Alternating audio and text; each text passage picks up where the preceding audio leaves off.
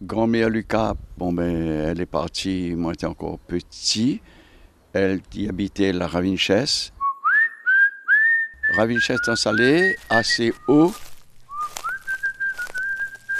Tous les dimanches, je m'allais battre un carré chez elle. Il faisait à peu près 4-5 km à pied, moi de Marmaille. À pieds nus. Et là, nous te connais, évite, pagotte. Tout ça qui pique le pied, nous te connais, éviter. Et nous te connais, évite, gagner un coup de coin. Parce qu'il gagne un coup de coin, ben là, le doigt de pied, il pète en fleurs, il saigne.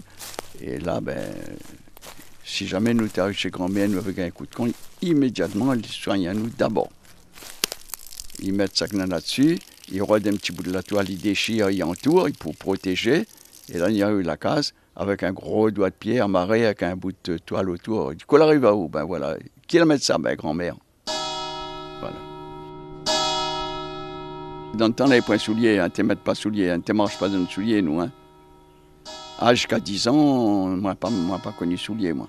Là, il y a un soulier pour ma communion. Et là, comment la sonne l'église, souvent le soulier me porte aller sur mes épaules. Juste avant de rentrer dedans, l'église m'y met. Et quand il sort, m'y tire. Mais le soulier plus sur mes épaules jusqu'à ce qu'il m'arrive la carte. Il brûle mon pied, il fait mal mon pied. C'était un gros cuir longtemps. T'es le cordinier dans le coin, il fait ça. Et nous, t'es pas à l'aise dans le soulier. Mais à pied, là, t'es à l'aise. Pieds nus, t'es à l'aise. Quand on y arrivait chez grand-mère, première chose, nous t'ai fait découpe marmite. Pour voir quel carré elle avait. On y allait souvent le dimanche après-midi, que sa grand-mère la mangeait. Maman, pourquoi il découpe mon marmite là? Et c'est comme ça que commençait la conversation. Et à partir de là, on avait des tas d'échanges chez grand-mère. C'était les litchis à la saison de litchis. C'était les oranges à la saison que les agrumes étaient meilleurs. Chez grand-mère, tout ça, c'était pour manger. Et mange son dîner. On avait une grande cour. Dans le monde longtemps, en général, on avait la cour. Hein. On avait la cour et c'était des yaps, des travails de la terre. Hein. À grand-mère, son jardin, il fallait voir, on avait tout dans son jardin. Fleurs, piment, la tisane, le thym, persil, ça qu'elle avait besoin là. Dans le temps-là, on n'avait pas marché forain. Tu es dans un petit coin de la cour, tu y mets tout ça que tu peux rendre à nos services. Même le touffe yapana, même son romarin, au cas où Nain a gagné un saisissement, etc.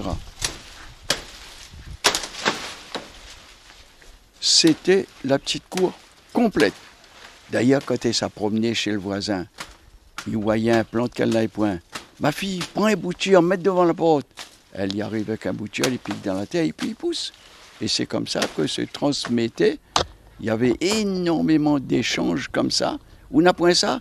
Prends un boutier, mets devant votre porte. Et les gens s'enrichissaient comme ça mutuellement. C'était formidable. Il y avait un esprit de solidarité, de partage. Un esprit de partage. Même quand nous étions quittes des fois, la saison litchi, la saison petit prix de malgache, mets un peu dans ton poche, tu as tout camarade dans le chemin, t'as donné à lui. Donc, il enseigne à nous cet esprit de partage. Ouais. Quand nous l'avait mangé suffisamment, elle nous conseillait d'en emporter pour partager avec sa new rencontre dans le chemin. C'est extraordinaire.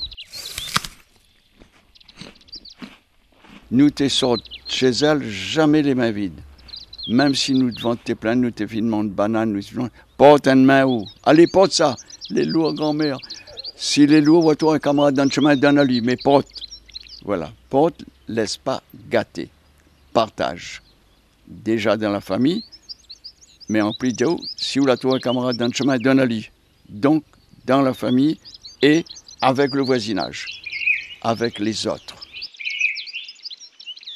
Et je pense que si c'est ma tendance aujourd'hui de tout partager, grand-mère Sylvie l'a certainement, doucement, fait rentrer ça dans ma tête, dans ma mémoire, dans mon entendement, hein, que pour vivre, il faut nous vivre ensemble, il faut que nous partagions chaque nous nana, ça que nous l'a gagné, nous peut donner.